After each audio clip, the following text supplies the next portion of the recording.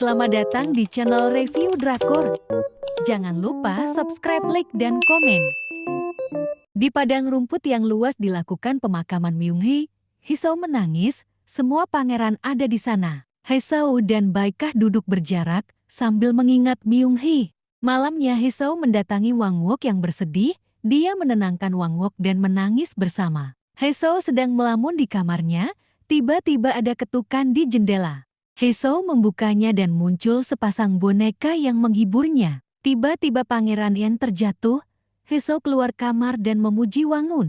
Wang Un senang karena Hee-seo menyukai pertunjukan bonekanya. Yeonhwa datang dan memberikan selamat kepada Hee-seo karena dia akan menikah. Hee-seo kebingungan karena tiba-tiba harus menikah. Baekah meminta bantuan Wang Seo agar Hee-seo tidak menikah.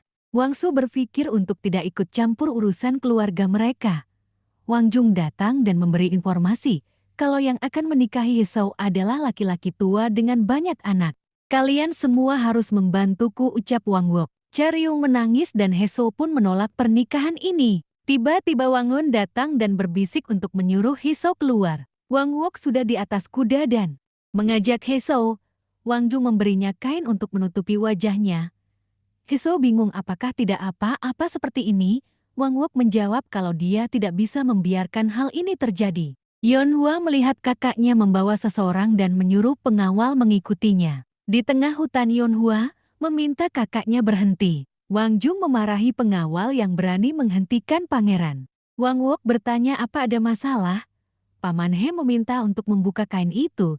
Ternyata Wang Un yang ada di balik kain. Yeonhwa menyuruh mereka mencari di arah lain.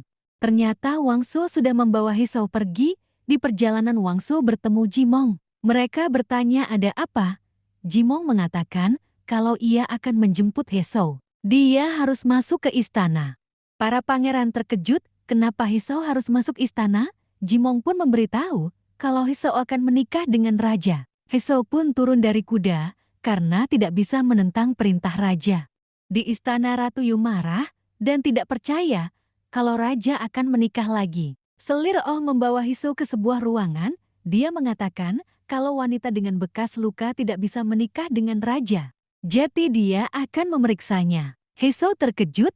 Para pelayan membuka pakaian Hee-seo. Selir Oh meminta maaf karena tidak sopan. Selir Oh meninggalkan Hee-seo sendiri. Ia ingat ada jalan keluar di dekat pemandian. Dia pun berusaha kabur. Tiba-tiba Selir Oh sudah di depannya. Wang Seo mendatangi Jimong dan memintanya untuk mencari jalan keluar. Hee-seo sudah didandani untuk pernikahannya. Raja bersiap dan melewati sebuah lorong. Wang Wook sudah ada di sana sambil meminta agar raja tidak menikahi Hee-seo. Raja tidak percaya anaknya menghalanginya.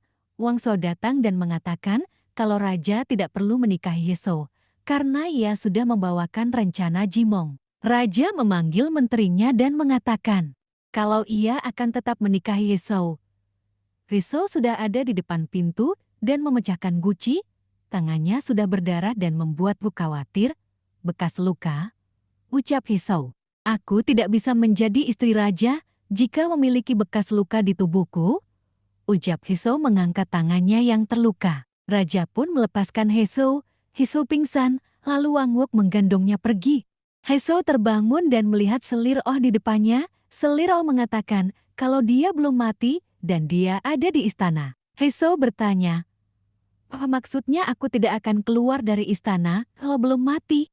Tabib bilang lukanya dalam dan akan meninggalkan bekas. Lalu mungkin kau akan dihukum karena telah menolak perintah raja? Ucap Selir Oh. Hee-seo sedang berjalan-jalan bersama Wang Wook. Mereka tampak bahagia. Tiba-tiba Jimong datang dan mengatakan kalau Hee-seo harus menjadi dayang sebagai hukuman. Para pangeran datang menemui Hee-seo. Hee-seo mengingat akan ada raja keempat Guangdong yang akan membunuh saudara-saudaranya. Dia melihat ke arah pangeran dan berpikir siapa orangnya. Hee-seo berterima kasih karena para pangeran mengkhawatirkannya. Hee-seo menemui Selir Oh dan bersiap menjadi dayang istana.